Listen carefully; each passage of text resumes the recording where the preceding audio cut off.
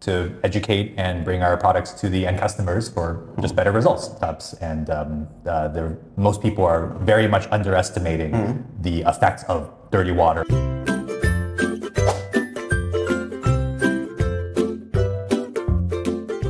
Selamat datang di kelas peternak, kelasnya para peternak supaya peternakan kamu naik kelas.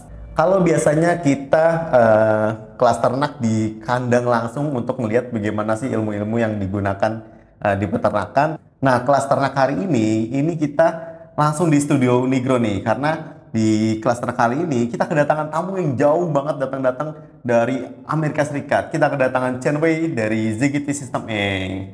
Halo Chenwei, thank you for being here for us. Good to be here. Ya, jadi di podcast kali ini kita akan membahas banyak banget pembahasan mengenai sistem air minum. Jadi karena air itu kan punya peran yang cukup penting ya dalam peternakan. Tapi sayangnya masih banyak banget yang sekiranya keliru dalam penerapan sistem air minum di peternakan, mau itu ayam ataupun bebek.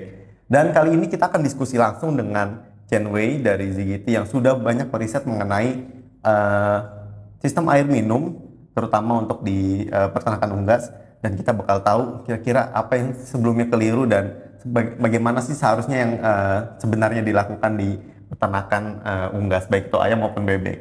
So, Chenwei, I heard you got tons of interesting fact about poultry watering drinking system. But before that, we want to know who are you and where are you from? Sure. Well, hi everyone. My name is Chenwei. I'm the account manager for Asia Pacific for Ziggity Systems.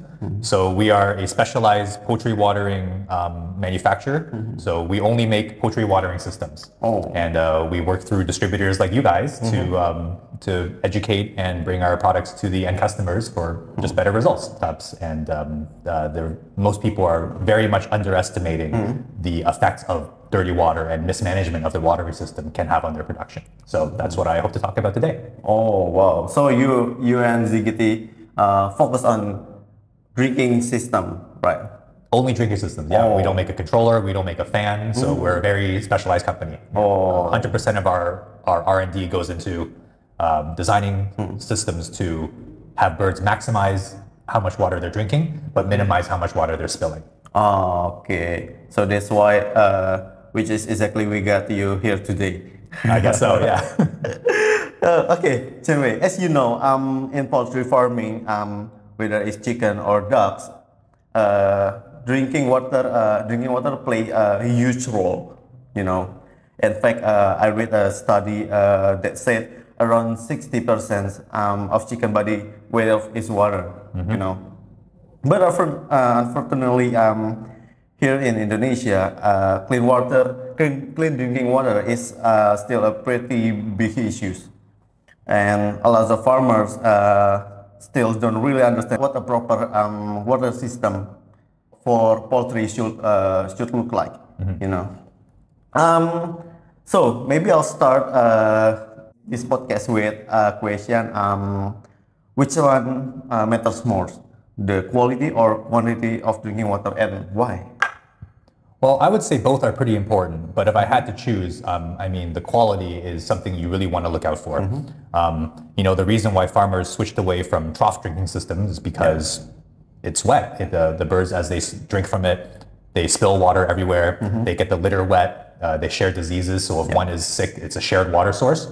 And the reason why most people are using pipe systems now is a hygienic source. You don't have the cups under it, and the cups are full of bacteria, as we've done tests and water tests of the water inside the cups. And of course, if they're drinking cleaner water, healthier water, then they'll be healthier, they'll eat more, and they'll grow more, and you'll get better results for it. So I would say the quality matters as long as they are drinking enough, which, of course, as long as there's no block in the line, then they should be. Oh, okay. I heard you said about the cleanest water for chicken.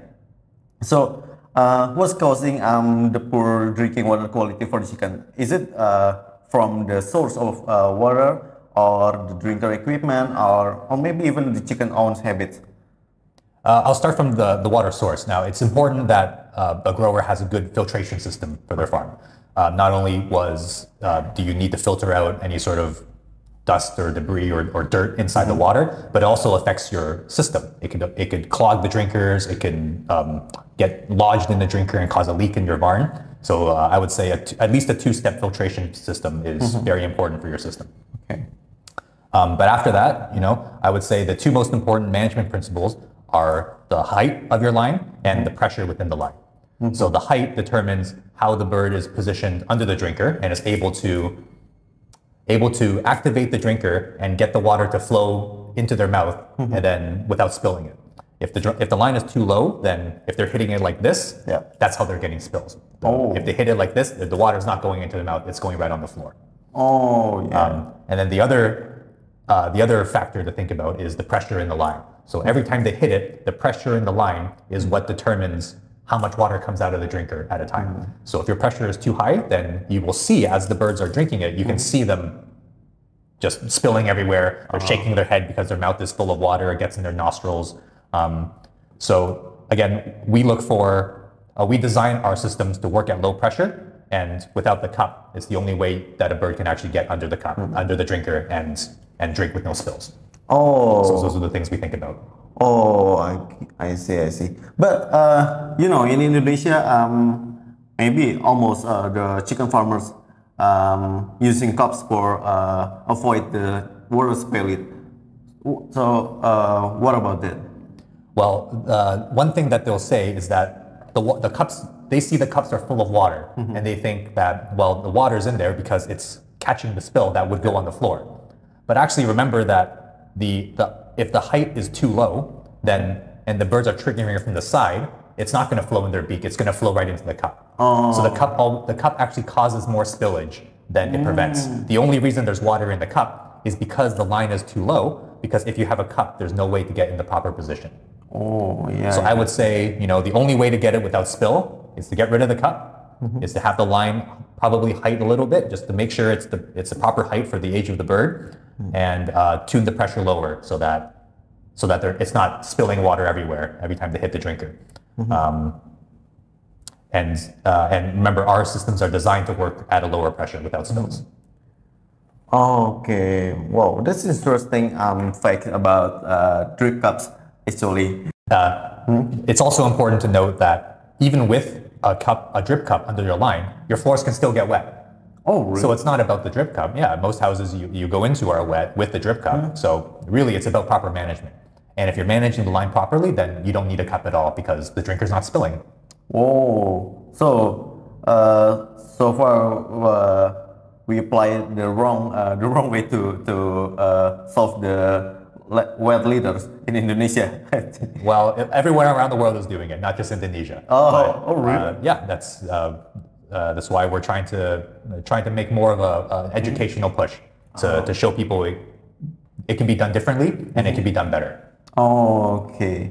So, Chenwei, the most chicken and dog farmers in Indonesia still use drip cup for their watering system. I say probably around 68%, I think. Yeah. You already said that drip cup are not recommended for chicken farm because it makes the litter weight. And what is the more problems from drip cups if we use in our farming house? Yeah, so like you mentioned, it makes the litter wet. It doesn't do its job of keeping the litter dry because it's encouraging the wrong angle and the wrong drinking behavior. But also, as far as I know, we're the only company that's testing the water inside the drip cups. Really? I don't think a lot of companies they don't want to know what's the bacteria level in the cup. And of course, we found that the water inside the cup is among the most dirty bacteria sources in the entire farm. Yeah, I see on several farms that they have the dirty cups, but I don't know. I think the farmers never care about it. No, they think, the barns are dirty, but there's a lot of effort being made to make sure the feed is clean, to make sure the water in the pipe is clean. But if you have clean water in the pipe, as soon as you hang a cup under it, the cup will never be clean. And a lot of farmers spend a lot of effort cleaning out all the cups, but it'll never be clean. Yeah. And And we have data that shows that the bacteria in the cup is affecting your production. It's affecting your weights. It's affecting your FCR.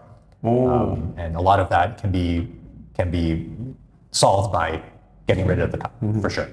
Yeah. How much the impact from the dirty cups for the chicken? Because as we know in Indonesia, most of them will be blaming for the feed or something else if they got the lowest performance for the chicken. Yeah, well, we have, it matters on the farm. It matters. Every farm is going to be a little bit different, but consistently we have the data that shows that in broilers we are getting heavier weights with lower FCR with better scoring paws, which is another direct measure of how wet the litter is. So I believe we had one farm in Europe last year, almost the entire year was 100% perfect paw scores for the entire broiler house. Wow. Yeah, compared to a catch cup system, even though they had the catch cup, it didn't keep the litter drier. It was our system with low pressure and no cup that was able to actually keep the floors dry with proper management. No cups? No cup, low pressure is the only way to get the birds to drink without spills, actually. Oh, wow. Oh, okay. I understand why Ziggity decided to remove the catch-up system from all of your products. And I'll admit, the Ziggity system uses does help keep drinking water clean. Okay. And what about distilled water? Because you don't even use cups in your product, and as we know, we use cups for avoid the spilled water, and you don't even use cup in your product. So can you explain about that? So first, I guess one common misconception that you'll find a lot is that people are looking at the water meter reading, and they think that if the water meter reading goes down, they think that the chickens are drinking less water. But we have to remember that the meter is not measuring how much they drink. It's measuring how much the water uses in the house. So remember that if you're spilling less, if the air has no ammonia, if the litter is dusty under the drinker line and it looks drier, and the water meter goes down, well, but your weights are better, your FCR is better, then you can know that the chickens are drinking enough water, but they spilled less. And when they spill less, there's less ammonia, they're healthier, so they eat more, and that's why your weight is better. Oh, yeah. I know.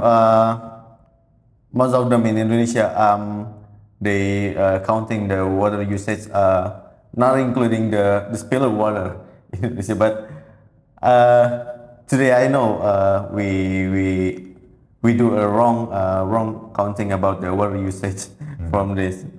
Is it the dry litter from the house using Ziggity also because the Ziggity flow rate is low, or maybe Ziggity also have the high flow rate, or you can explain about it? Well, yeah, the first thing that a lot of people want to do with our drinker is they ask, well, what's the flow rate coming out of the nipple, right? But we have to remember that the way they test the flow rate is holding up the pin for a minute like this, and you will never ever see a chicken drink like this. Oh, yeah. Right? So the way a drinker performs like this is entirely different from the way it performs like this.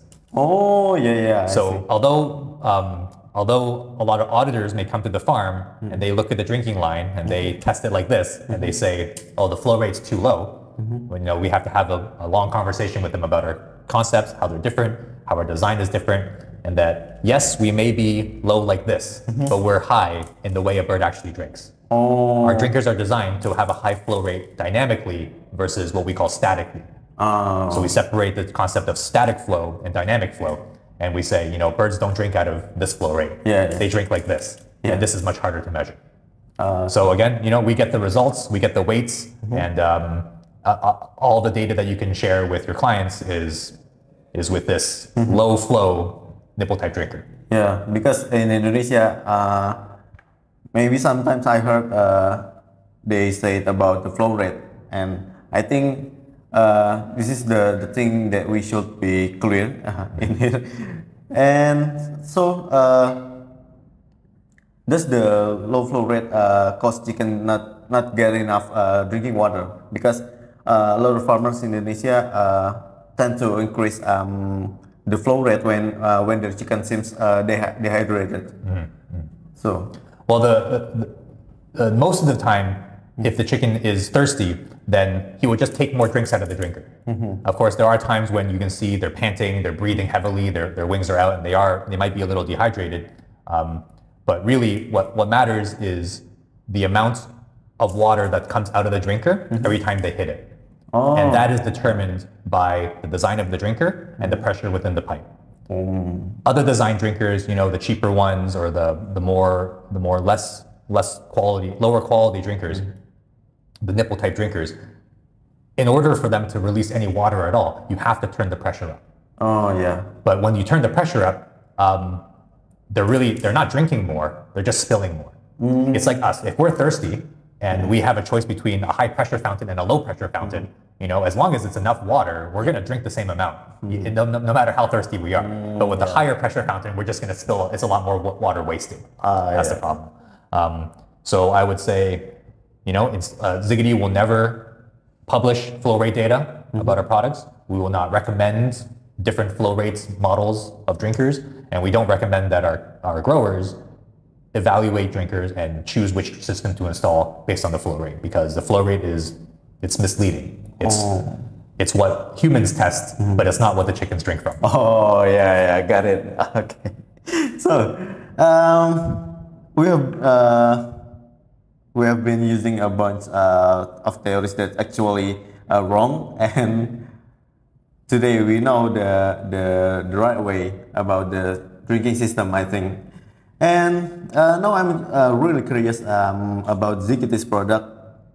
Could you introduce to us about what you grow in here, and can you tell me why it's different than the other drinkers?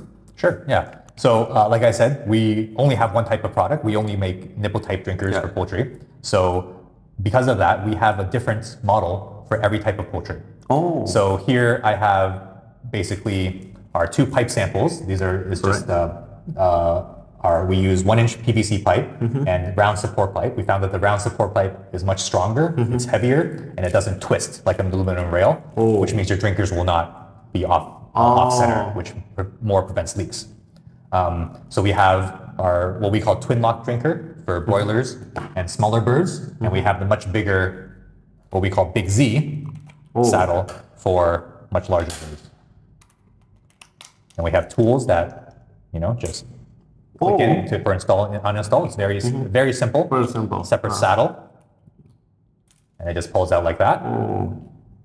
So we have the Big Z drinker, and for parent stock, we have a different concept of male and female drinkers for separate male and female drinkers, which we might not have enough time to get into today. But for broilers, we have a broiler drinker, a broiler pullet drinker, layers. These all look the same on the outside, but inside they're tuned to give out precisely the amount of water for each bird type.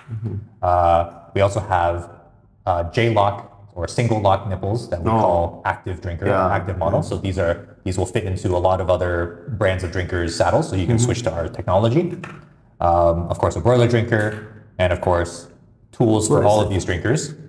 The tools to remove the nipples. Yep, so it just locks in there. Very simple. And using our tool, you won't damage the drinker. Okay. Yeah. Another thing is that our systems are very much designed for flushing. So we have a very high capacity regulator. It's very good at flushing. It's outputs about twice the amount of water as most other regulators on the market. We also, this is a popular new product that we introduced. Transparent pipe. So we recommend if you have one at the beginning and at the end of every line, you can see there's water in the line. You can see any medicines or vaccines you can put in. That way you don't waste anything. Okay. We also have, this is also a new product, our foldable, transparent, hard plastic riser tube. So this lets you see, this goes right at the front and then the end of the line. It lets you see the pressure from the blue ball inside. And also it's hard PVC, so it doesn't get dirty. It's very easy to clean, so you can always see the pressure. And then when you're done, you can fold it up. Oh. And now you can raise the line. Yeah. So this is another popular new product come out recently. I guess one more thing we could show your audience is that the cross section of our pipe is very, very low. Oh. So you can see, you know, a lot of drinkers, if they screw into the pipe, then they are taking up a lot of space, and they don't have the large 1-inch round pipe. That encourages biofilm growth, and it decreases the pressure when you flush. But with the round pipe, you get a very high pressure flush, and with the low cross section, it's not interfering with the flush, and also there's less surface area for biofilm to grow on. Everything that we design is based off clean water, easy flushing, easy management, and the results speak for themselves, I think. Oh, that's all amazing, I think. Maybe if I ever have a farm someday, I'm definitely using this, actually. Me too. And for those of you who already do, you have to try this product. You have to try this out to your farmhouse, I think. And thank you so much, Chenwei, for sharing all this great insight. I think can believe we are already at the end of this podcast. Dan mungkin itu semua yang tadi bisa dijelaskan oleh Chenwei mengenai semua sistem air minum yang ternyata masih banyak banget hal-hal yang masih keliru ya ketika kita terapkan di peternakan. Dan tadi juga sudah sempat dijelaskan banyak hal yang seharusnya bagaimana, tapi kita masih melakukan hal yang lainnya yang justru masih sedikit keliru gitu. Dan semoga dari semua yang disampaikan tadi cukup jelas semua, dan mungkin kalau masih ada yang bingung bisa komen di bawah, nanti kita coba akan bantu jawab semua. Dan terima kasih buat semua penonton yang sudah tonton sampai habis. Jangan lupa untuk di like, komen, dan subscribe channel ini, dan jangan lupa untuk tonton terus kelas ternak, kelasnya para peternak biar peternak kamu naik kelas. Sampai jumpa.